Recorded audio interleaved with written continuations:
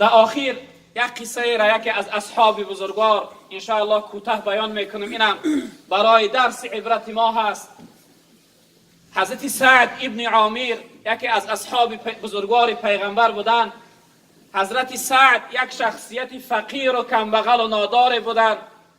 حضرت عمر رضی الله تعالی عنه در زمان خلافتشون حضرت سعد به یک منطقه ها، به یکی از شهرها را همچون خلیفه، همچون امیر المؤمنین پادشاه مسلمان ها فرستادند، یعنی اونجا انتخاب کردند، وظیفه دار کردند.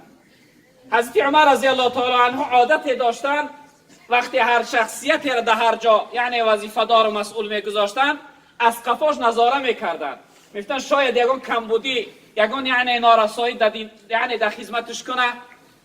حضرت عمر رضی الله تعالی عنه روزی میگه در مدینه منوره از اون شهری که حضرت سعد اونجا خلیفه بودن شخصیت های مهمان شدن، حضرت عمر میگه از اونها پرسیدن تن ای برادرها آیا شما از اون شهری که سعد ابن عامر اونجا خلیفه است از اون شهر هسته؟ تن بله یا امیر المؤمنین. گفتن آیا سعد ما چی نوع است؟ آیا در اسلام، در شریعت، در جمعیت خدمت داره یا نداره؟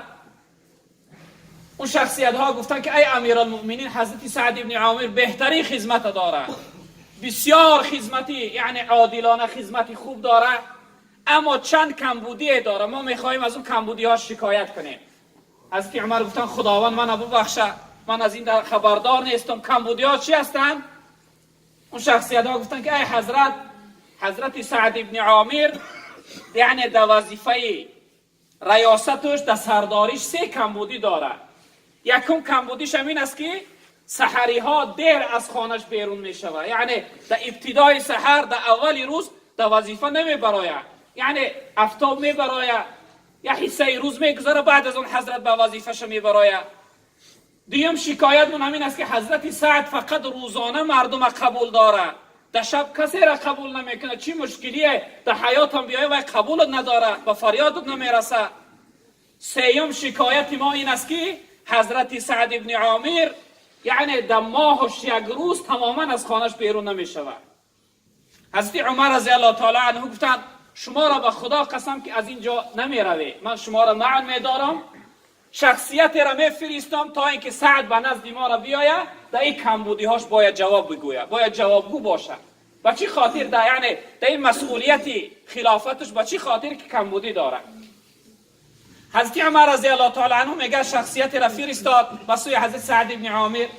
حضرت سعد آوردن. حضرت عمر پرسید وای سعد این قومی یعنی شهر شما شکایت داره؟ حضرت سعد میگه در حال به اختیار گریان شدن. اصحاب پیغمبر چقدر از ترس خدا میترسیدن. حضرت میگه وجودش لرزه گرفت، آبی چشمشان روان شد که خدا منو ببخشه یا امیر المؤمنین. کمبودی چه کمبودی باشه؟ حضرت عمر گفتن که این قوم میگن که یکمین کمبودی تامین است که سحری ها دیر از خانت بیرون میشد، یعنی در ابتدای سحر نزد مردم در کار نمیبرایی.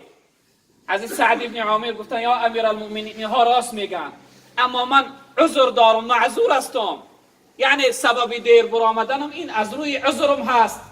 حضرت عمر پرسیدن گفتن چی عذر داری؟ گفت عذر من همین است که حضرت گفتن زنی من بیمار است، زنی من معیبی هست، فلج است، از میان پایانش کار نمیکنه، یک جاگهی خواب است، سحر وقتی از خانه خیستم، از خواب خیستم، ابتدا یعنی برای کودکام طعام تیار میکنم، سر بدن کودکام میشم، خانه را پاکیزه میکنم، جاگه های کودکان را جمع میکنم، کودکام طعام میدهم، بعد از آن یعنی از خانه بیرون میشوم. حضرت عمر گفتن بگذار این عذرت قبول است. عذر دیگر؟ گفتن عذر دیگر چی است؟ عذر دیگر گفت حضرت سعد گفتن که شما فقط روزانه مردم قبول داره، شب مردم یعنی قبول نمیکنه، کسی را یگان مشکل و حاجت به بالاش بیا قبولش نداره. حضرت سعد گفتن یا امیر المؤمنین من روزما یعنی لحظه های روزما در خلق خدا بخشیدگی هستم، در خدمت خلق خدا هستم، شب من در خدا بخشیدم. من نمیخواهم که در برابر عبادت بندگی خدا یعنی شب شخصیت من ناراحت کنه، یعنی شب تا سحر من در عبادت و در ذکر و در بندگی خدا هستم. من روزانه نمیتونم که نماز نافله بخوانم، ذکر بگم، تلاوت قرآن کنم، عبادت و بندگی داشته باشم. به همین خاطر شب که یعنی بیکار هستم، شب من در خدا بخشیدم. من نمیخوام شب من مردم ناراحت کنن. حضرت گفتن که سیوم یعنی کمبودی شما. حضرت سعد گفتن چی از سیوم کمبودی؟ حضرت عمر گفتن این قوم میگن که سیوم کمبودی شما این است که شما دماغش یک روز تماما از خانه بیرون نمیشوی، مردم هم شخصیتی هم قبول نمیکنه. حضرت گفتن راست میگوین ای حضرت این مردم، من در زندگیم در حیاتم فقط یک کرته دارم، تماما دیگر ندارم. حضرت گفتن من دماغش یک بار این کرته بدن ما میشوم.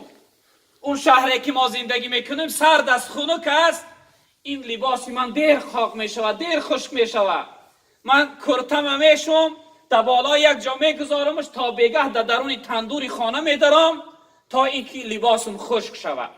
که لباسم یعنی نیمکاله خشکید میگیرم میپوشم و بیرون میشم. تا ماهش یک بار یعنی این لباس ما میشوم. یعنی برادران عزیز بزرگوار، وقتی میگه حضرت سعد این حادثه را نقل کرد، اهل اصحاب تماما همه گریان شدند و حال این شخصیت بزرگوار میگریستند. باید حیات این اصحاب بزرگوار برای ما هم درس باشه.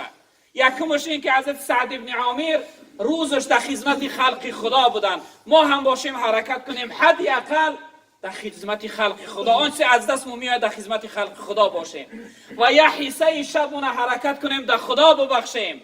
شب نمازی تهجد داشته باشیم، نمازی شب داشته باشیم، تلاوت قرآن داشته باشیم، ذکر داشته باشیم.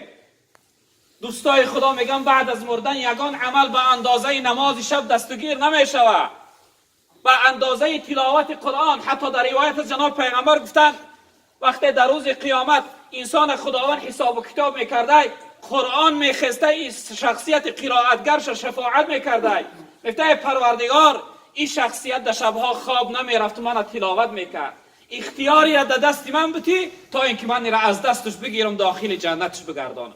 و همین خاطر ما هم کمی هم باشه شبها تلاوت قرآن و ذکر داشته باشیم. و آخرش این که برادران عزیز قدر نعمت زیادی که خدا برای ما داده است حرکت کنیم نعمتهاش در راه خودش صرف کنیم، در راه خودش استفاده بریم تا اینکه در آخرت جواب داشته باشیم. خداوند بزرگوار این جمعیت ما را بخت سعادت دنیا و آخرت نصیب بگردانه، مشکلی های ما را آسان بگردان، در کسب و کار حلال این جمعیت برکت ها عطا بفرما. پروردگار شخصیت هایی که در این مسیر خدمت کردن سهم گذاشتن، پروردگار به درگاهت قبول بگردان و اجر و ذخیره آخرتشون بگردان. پروردگار شخصیت های دعا پرسیدن بیماری داشتن، پروردگار برای بیماری ها شفای عاجل کامل نصیب فرما. به فرزندان را فرزند صالح عطا بفرما، طالب علم ها را علم نافع و مفید نصیب بگردان. پروردگار زنها و مادرها و خواهرهای ما را در پرده حیای خودت مستور بگردان. پروردگار این جمعیت در دلها هر امید و آرزو مراد و مقصد داشته باشن به مراد و مقصد برسان. پروردگار خاتمه ما را به خیر بگردان و صلی الله تعالی علی خیر خلقه مولانا محمد و آله و اصحابه اجمعین یا رحمت.